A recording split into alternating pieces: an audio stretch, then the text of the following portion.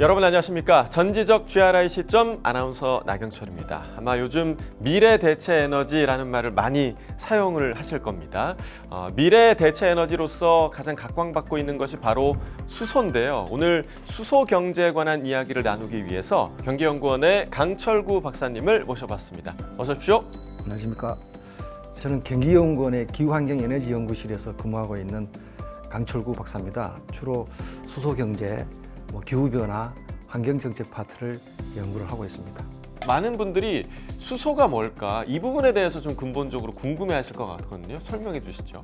오늘날 이제 자동차를 운행하거나 여러 가지 냉난방에 이제 에너지를 쓰지 않습니까? 예. 석유라든가 석탄이나 천연가스를 사용하잖아요. CO2가 나오고 온실 감축에 기여를 하기 때문에 새로운 이제 대체 에너지가 필요하지 않습니까? 그 새로 등장한 것이 이제 태양광이나 풍력, 소수력 그 중에 하나가 이제 수소입니다. 예. 그래서 수소라는 것은 이제 공기보다 가볍고요, 무색무취하고 친환경 미래 에너지로 각광을 받고 있는 사회적으로 경제적으로 다각도로 이용될 수 있는 그것이 수소 에너지라고 이해하시면 되겠습니다. 알겠습니다. 자, 박사님께서 간단하게 수소에 대한 브리핑을 해주셨는데요. 오늘 수소 그것이 궁금하다라는 포맷을 가지고 다양한 이야기를 한번 나눠보도록 하겠습니다.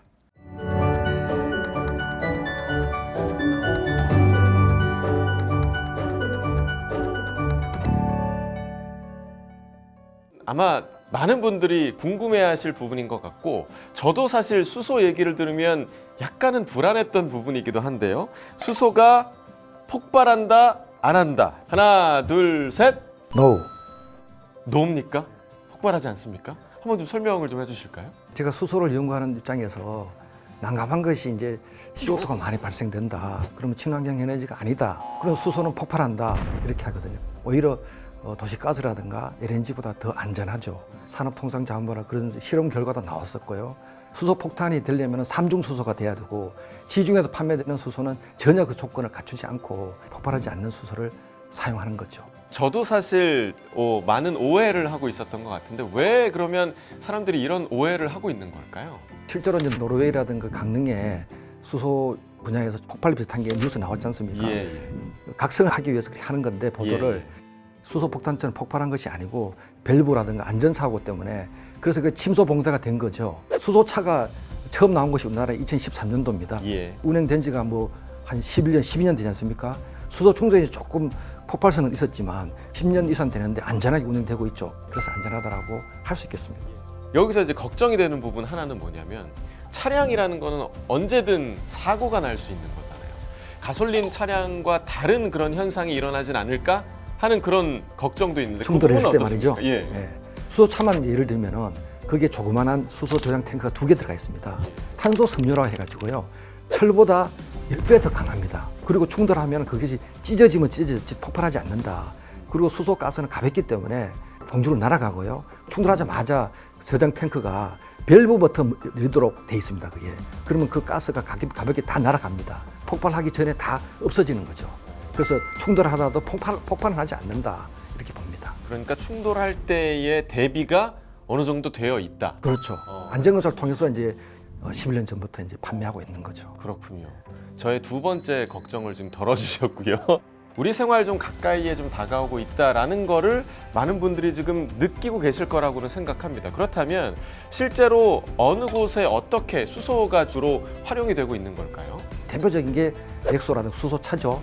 수송용이라 그래가지고 그 다음에는 이제 원자력 발전소라든가 석탄화력 발전소가 많이 폐기되고 있거든요. 대체가 되거나 그 대안으로 이제 연료전지 발전소라는 게 있습니다.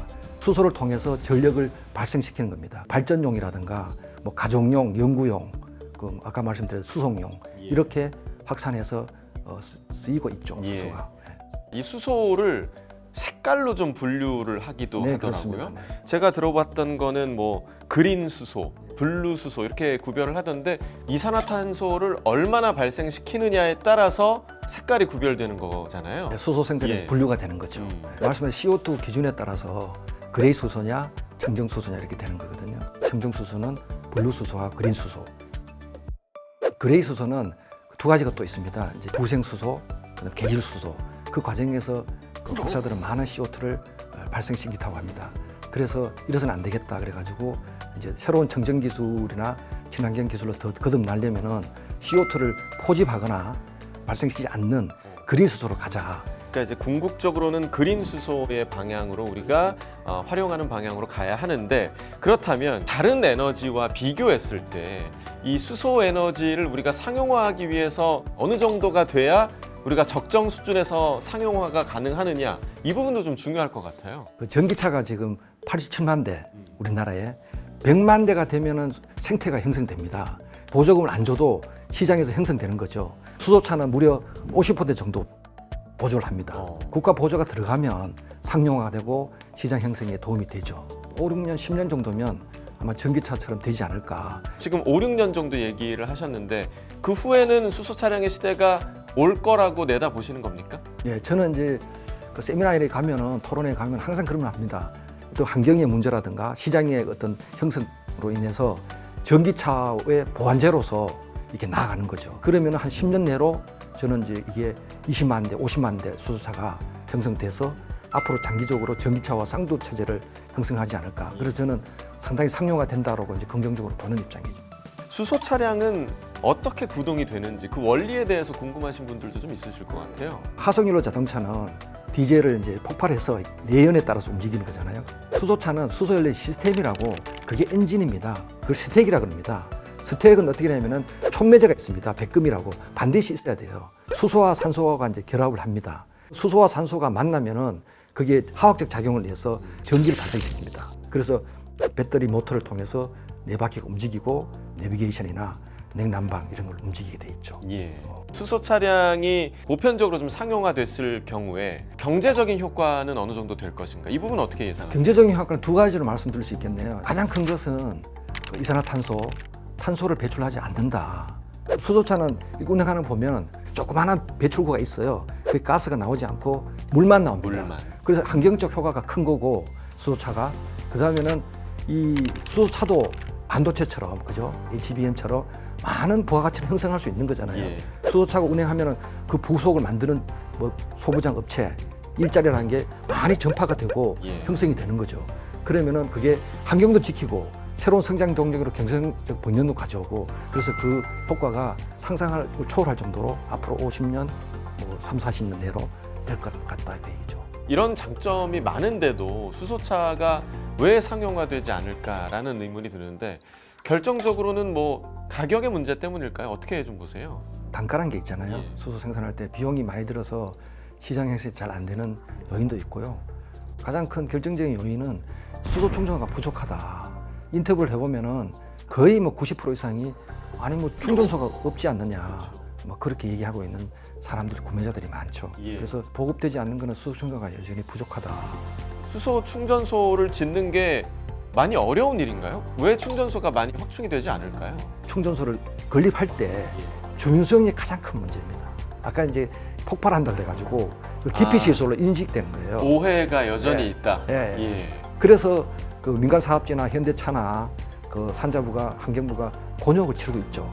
그래서 뭐 이게 그를 둬야 되고 뭐 그럴수록 또 변두리가 합니다. 변두리 하면은 운행자들 불편하지 않습니까? 그렇죠. 악순환이 되는 거죠. 한편으로는 이제 국회에도 수소 충전소 있지 않습니까? 그다음에 중구에도 있습니다. 서울에 예. 잘 되고 있습니다. 도심에 있기 때문에 사람들이 많이 왕래를 하잖아요. 근데 폭발하지 않지 않습니까? 예. 저는 그거 되게 강조하고 싶어요. 국회 수소 충전소가 있는데 그거 지금 3년 됐습니다. 3년 됐는데 전혀 문제가 없습니다. 그럼 거기 안전하게 운행되고 있으니까 수소 충전소도 내 집 앞에 와도 되는 거고 충전도 할 수 있고 이렇게 되는 거죠. 예. 그러니까 이제 수소 충전소에 대해서 일종의 님비 현상이 네네. 발생을 해서 주민들의 그 오해를 푸는 그 절차가 상당히 가장 먼저 좀 이루어져야 할 것이다라고 얘기를 한 것이고요. 이번엔 좀 산업계 쪽 이야기를 좀 해보도록 하겠습니다. 이 수소가 산업계에서도 지금 많이 사용이 되고 있는 거죠? 그렇죠. 산업용이나 연구용으로 주로 쓰여왔죠. 점점 이제 그 가정용, 건설용, 그다음에 발전용으로 이제 확산되고 있고요. 예. 그리고 이제 넥소라든가 이제 더 많이 보급이 되면 수소가 활용이 되겠죠. 지금은 이제 그 화석연료 그 발전소가 없어지잖아요. 그러면 거기에 태양광 풍력도 있지만 간헐성 때문에 에너지 저장 장치가 있지 않으면 되게 어렵잖아요. 뭐 태양이 떠야 되는 거고 그렇죠. 바람이 불어야 되고. 예. 그러나 수소 에너지나 연료전지 발전 전혀 그렇지 않습니다. 40메가와트를 발전하잖아요. 전기를. 태양광 같은 경우는 축구장 80개가 있어야 돼요. 그래야 40메가와트를 전력 생산합니다. 수소를 쓰는 연료전지 발전소는 몇 개인지 아십니까? 축구장 3개만 있으면 됩니다. 그럼 어느 걸 선택하겠습니까? 저는 연료전지 발전소를 선택할 것 같아요. 앞으로 그쪽에 많이 이용이 될 거다 이렇게 이제 볼 수 있겠습니다. 예, 말 그대로 미래 대체 에너지로서 그 사용 범위가 확대돼야 한다라는 말씀이신데 조금 전에 뭐 산업용 외에도 가정용으로도 쓰인다고 말씀을 해주셨는데 난방 같은 경우에도 수소가 쓰일 수 있지 않을까라는 생각도 드는데 사용이 되고 있는 겁니까? 이제 가정용, 건립용, 뭐 건설용 말씀드렸지 않습니까? 근데 가정용이랑 되게 생소할 것 같아요. 지금은 도시가스가 다 그 지하에 깔려 있잖아요. 예. 그러면 50년, 100년 되면은 그건 없어지고요. 수소가스가 들어갑니다. 그럼 거기서 올라가서 수소와 산소가 만나서 전기를 발생시키는 겁니다. 그러면 난방도 되고 냉방도 되는 거고 예. 음식을 조리할 때 이제 쓰는 거죠. 그리고 이제 궁금한 게 수소라는 그 이 단어에서도 우리가 알 수 있다시피 물과 떼놓을 수 없는 그런 요소이잖아요. 그런데 우리 그 얘기 많이 하잖아요. 물 부족 국가다. 그래서 만약에 정말 물이 부족하게 되면 수소 에너지 생산에도 좀 문제가 생기는 게 아닐까? 이런 걱정도 좀 되는데요. 그 수전해라 해가지고 물을 이용해서 수소를 추출할 수 있거든요. 그러면 물이 부족하면은 결국은 수소도 생산을 못하는 건 아니냐. 예. 물 속에는 이제 산소가 89%, 수소가 16% 들어가 있다 그래요. 그래서 이제 전기를 통해서 수소를 빼내는 겁니다. 그러면 이제 바닷물을 사용할 수도 있는 거고 내륙수도 쓰는데 그게 부족하지 않고요. 또 재이용할 수 있는 거고 그리고 앞으로는 바닷가에 지금 원자력 발전소처럼 그린 수소 생산 시설 그다음에 이제 발전소가 많이 생길 것 같아요. 예. 바닷물을 이용해서 그 수전을 해서 수소를 생산하고 그 옆에 그 연료전지 발전을 해서 전기를 생산해서 이제 공급하는 거죠. 그런 식으로 물 부족과 수전에 내지는 뭐 그린 수소 생산에 큰 관련은 없다 이렇게 말씀드릴 수 있겠습니다. 박사님께서 생각하시는 미래의 수소 경제 도시 어떤 도시의 모습일까 좀 궁금한데요. 지금으로부터 한 3, 40년 후지 않습니까? 2050을 대비해서 저는 이제 수소 경제의 미래상이 딱 펼쳐질 거다 그렇게 예상을 하고 있습니다. 운송 수단이 지금은 넥소지 않습니까? 수소 버스도 다닙니다. 이제 시범적으로. 그러면 그 수소 에너지가 연료전지가 수송 수단에 다 전파가 될 겁니다.